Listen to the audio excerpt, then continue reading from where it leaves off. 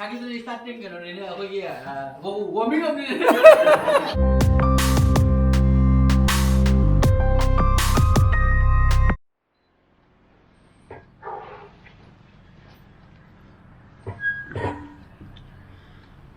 Good morning guys, welcome back to my channel.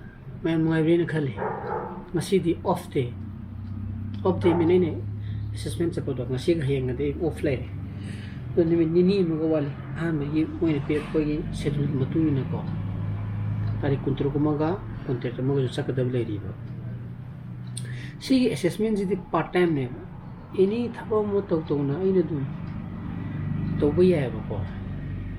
Although I na sanggabi matungin na ina assessment do logzaraga lore each and every when pirapukuti mak aina chakadab ne haba laite basida aina sangdrena ai chatru yaba mutta kenta haidi penalty haigadra company rom dagi phangadaba kemta laite aduga akoina sisi amuk sapakanda community ju dum hangbiru yawi ko haidi magi P haida kaya mo panggena sisi ako na amuk sa pagkana mo na pili 3,000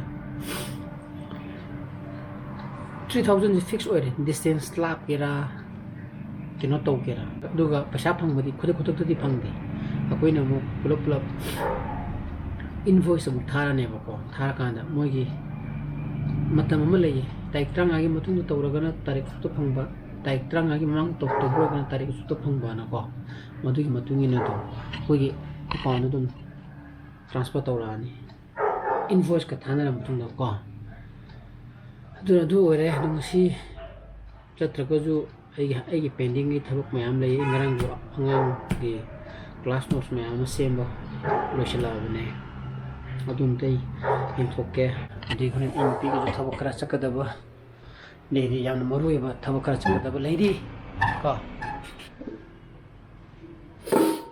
Hasikidina koi hum tan chalang aduna kangun dinu tarandre jang tan amakak sabo ani kak sabo sani sa di kitang haw masaya idina aduna kapat kam thoga alu muge pasuinge wow fazaye sidi uri bra thaina ne se ni chado siguma anok chidege na mamma leire hamra moi bana aduga ne mi khudingi ne mamma bo hai hamra kangau di lora tan hau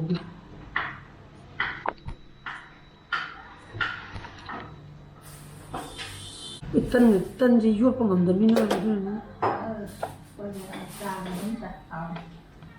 tan hau mo ngam zer ni na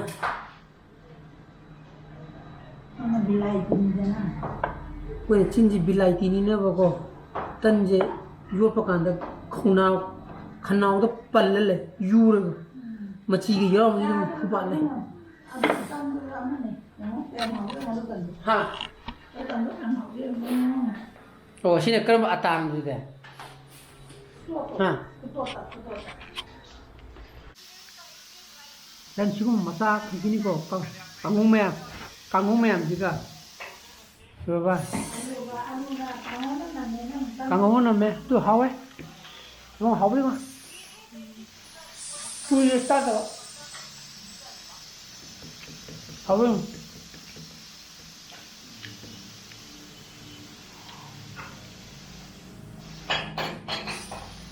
hawe good jangan pana hawe there Sidum sa ga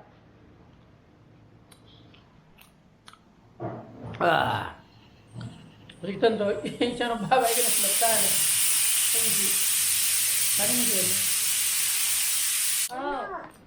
abung lang na wo jikito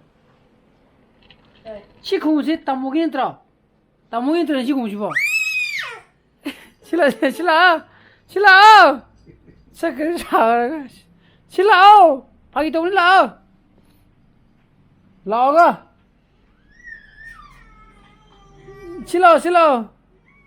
Sila mai khung 피 손들어 오는데 하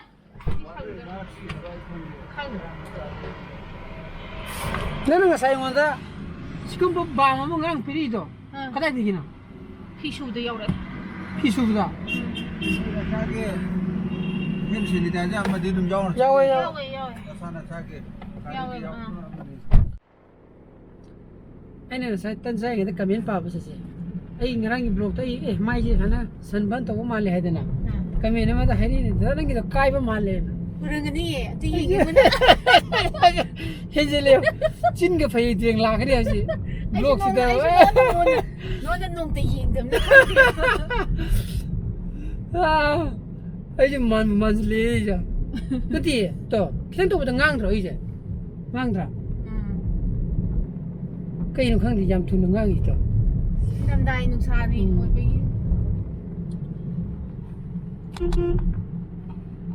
cái nào muốn lạc tôi à tao hắn dân nè bây giờ tụm lâu là gì tụm ha hắn dân tụm 니 여기 개비리니 나가지 상하 페스티벌 낭나버 떠오면 상하 페스티벌 떠오잖아 너희 떠게라 떠오르라 거기 비살로 봄 토고니 떠오르는 거니까 hắn dân xây mà tụm sân là bao nhiêu kỳ đi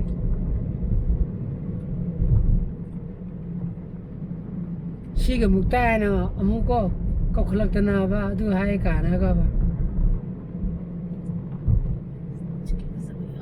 lấy thế ghê ấy tụi nó phăng cái gì nữa à hai à thì bây giờ à thế yếm tới lấy cái gì cơ hay đi mà mấy thằng hay đi thằng cái nó tung ra mình na vài gì kia bây giờ nó pull cái sana bắp phăng đó vậy đó này cả mang cái tao cái gì vài gì chỉ thổi lốp vài gì nó thế sao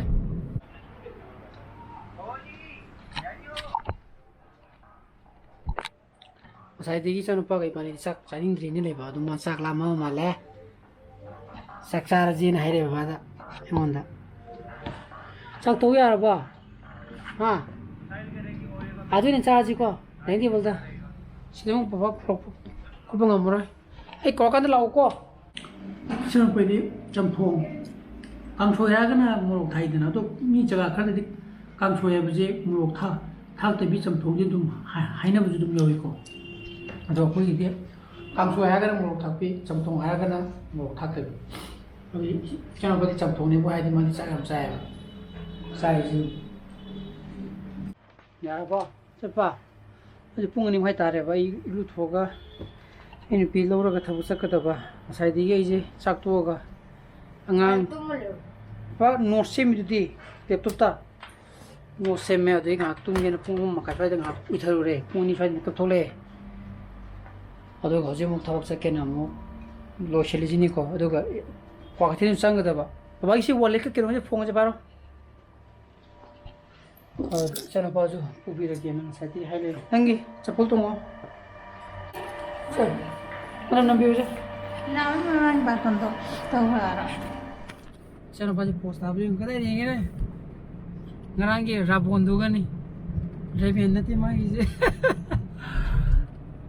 o bro nasan tanda 왜 adan isda laptop puri je tabo kara to bada buka ini pega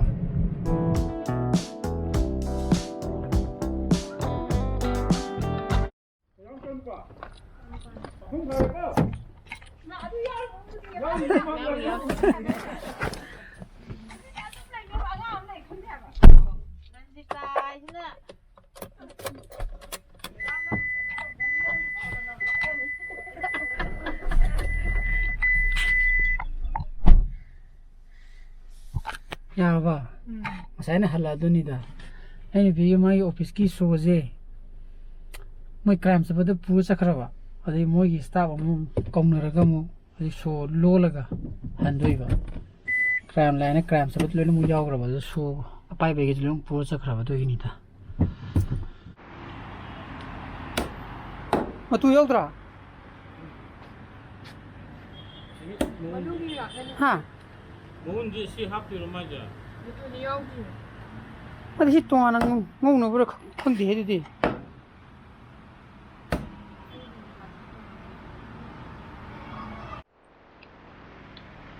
là lão 또 서루제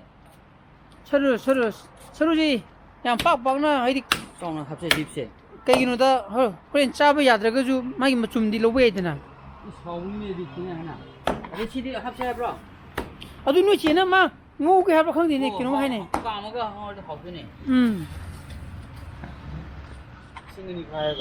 ꯍꯌꯦꯡ ꯈ꯭ꯔꯤꯁꯃꯥꯁꯁꯤꯀꯣ ꯑꯩꯈꯣꯏ ꯃꯌꯥꯝ ꯑꯌꯨꯛꯇ ꯑꯩꯈꯣꯏ ꯅꯥꯎꯒ ꯍꯥꯏꯗꯤ ꯃꯌꯥꯝ ꯇꯧꯔꯒ ꯆꯥꯁꯦꯅ ꯍꯥꯏꯅꯔꯒ ꯂꯩꯕꯅꯦꯕ ꯑꯗꯨꯗ ꯑꯌꯨꯛꯁꯤꯗꯤ ꯑꯩꯈꯣꯏ ꯅꯥꯎꯁꯨ ꯊꯕꯛ ꯂꯩꯔꯦ ꯑꯗꯨꯒ ꯑꯩꯈꯣꯏꯁꯨ ꯑꯃꯨꯛ ꯊꯕꯛ ꯑꯃꯨꯛ ꯑꯌꯨꯛꯁꯤꯗꯤ ꯅꯨꯡꯗꯝ ꯅꯥꯏꯗ꯭ꯔꯦꯕ ꯍꯧꯖꯤꯛꯁꯤꯗꯤ ꯊꯕꯛꯁꯦꯀꯣ ꯑꯗꯨꯅ ꯍꯧꯖꯤꯛ ꯅꯨꯡꯗꯥꯡ ꯆꯥꯔꯁꯦꯅ ꯃꯌꯥꯝ ꯈꯥꯏꯅꯔꯒ ꯀꯣ ꯑꯉꯥꯡ ꯑꯃ ꯄꯨꯊꯣꯛꯅꯔꯒ ꯇꯧꯔꯒ ꯁꯟ ꯆꯥꯒꯦꯅ ꯇꯧꯔꯤ ꯈ꯭ꯔꯤꯁꯃꯥꯁꯀꯤ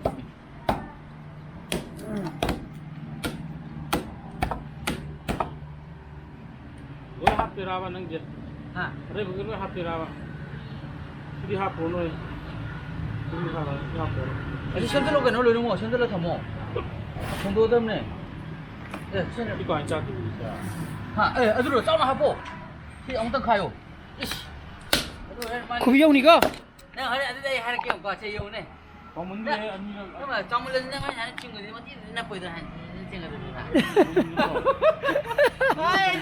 당시 저런도 나 하래 많은 친구들은 뭐 뛰는 나 바꿔니다 한들 야리 가락더라 소그니 오빠, 쟤는 이쁘다. ಅದನ್ನ 탕제 놈이다 월이 따블 로라가 탕제도 좀 깨나 윰 생네 브라 여기도 아니고.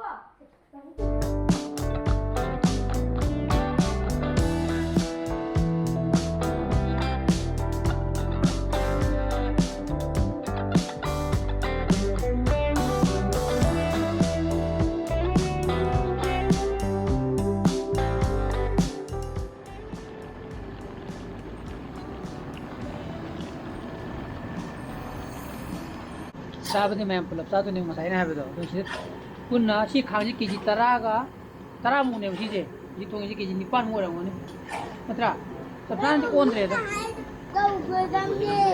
अदुगा संजीदी पूरा फ्रेश नहीं है मिन उरगा हालगा तुपगा शेमगा पोरीने बा नत्रदिला 거기 이걸 만났대 보고 근데 방금 와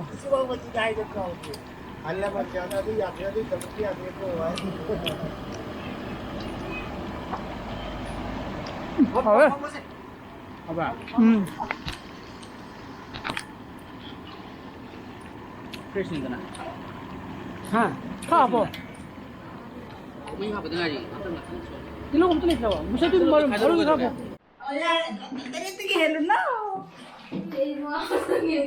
산사다 뭐 강북이나 nga 통에.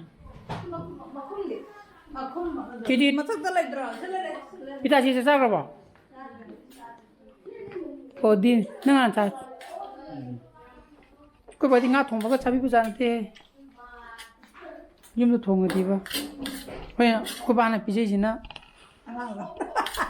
아강 러나 봐. 나는 제대로 와. cái gì nào cây đồ hay này bỏ có thế hay hay gì có bao gì săn khắc cha được cái gì ô khắc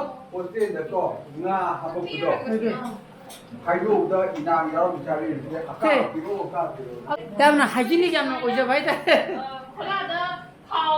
lúc anh tò cái gì bị cái tò mà đi mà anh có đi bảo con rất là ít muda đó Ê hai kia cảm gì cái này đây đóng cái này đây có ra cái này đây cái này đây mình mà sử dụng hàng cầu mà sao được rồi cảm gì đây đóng cái này đây 이마 앞에 많아. 나 많이 뛴 거. mình bị kiểm tra được rồi 그만 이놈 안 쓰는 거 봐.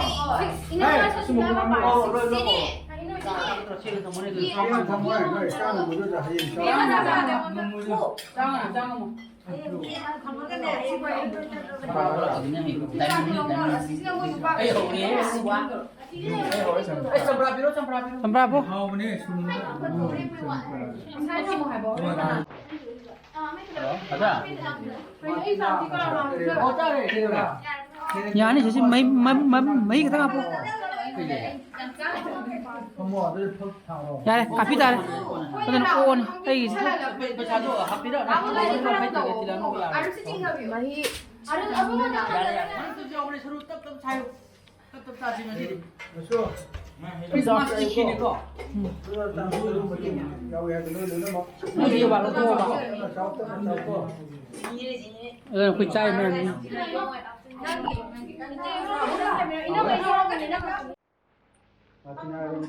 Ai du ka kem ni. งอตั้งใจตั้งหนัก Ai di hen.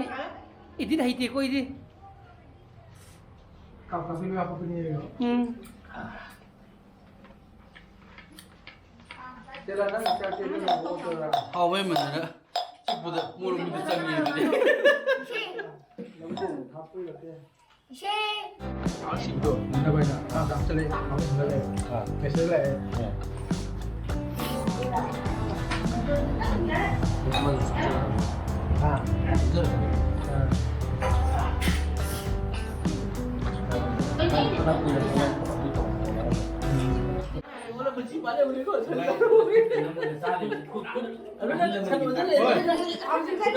Horen lu. Undang na ne mo to. Khog se ni ka. Oi kan ji se. Ma sa ba hog ngai di. Itu. Sa fa bre ko kan ji se. 자기들이 스타팅 거는 거기야. 워밍업. Ah, bây giờ bảo mình đi cái gì? Em tôi tìm tiền thôi, em phải một tiền thôi đừng cho anh.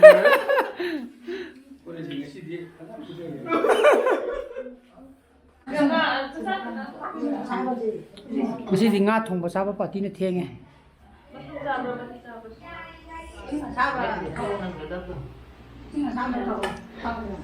Itu nai ngasi ki close di matang itu lotion sarage. Ai project pami butho gadi like to biro mo. Share to video, no view to be subscribe to video ko. Mungi sana phusale video. So please be safe and be healthy. Bye bye. Good night. Choo. Bye bye.